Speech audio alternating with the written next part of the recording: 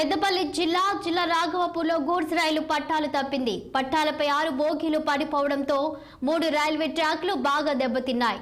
దీంతో ఢిల్లీ చెన్నై ప్రధాన రైలు మార్గంలో రైళ్ల రాకపోకలకు తీవ్ర అంతరాయం ఏర్పడింది. సూపర్ ఫాస్ట్ ఎక్స్ప్రెస్ రైళ్లతో పాటు ఎక్స్ప్రెస్ ప్యాసింజర్ రైలు, గూడ్స్ రైలు ఎక్కడికక్కడ నిలిచిపోయాయి. పెద్దపల్లిలో నిలిచిన సంపర్క్ ఎక్స్ప్రెస్ రైలు నిలిచిపోయింది.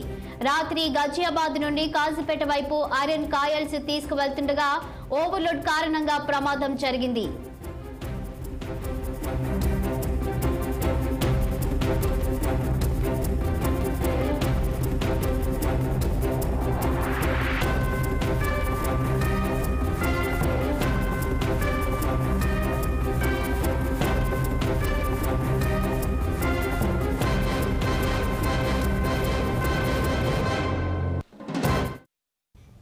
గూడ్స్ రైలు ప్రమాద ఘటనలో లోకో పైలట్ గార్డ్ సురక్షితంగా బయటపడ్డారు. గూడ్స్ రైలు బోగీల పట్టాలపై పడిపోవడం వల్ల వాటిని తొలగించేందుకు సమయం పడుతుందని అధికారులు తెలియజేశారు.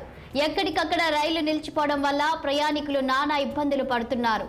రైళ్ల రాకపోకలకు 24 గంటలు పట్టే అవకాశం ఉందని తెలుస్తోంది. అధికారులు, సిబ్బంది రైల్వే ట్రాక్ పనులు వేగవంతం చేశారు.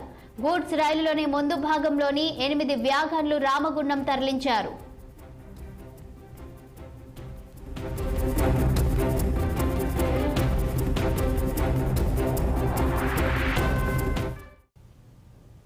రాఘవపూర్ కన్నాల మధ్య గూడ్స్ రైలు పట్టాలు తప్పిన ఘటనపై కేంద్ర సహాయ మంత్రి బండి సంజయ్ ఆరా తీశారు.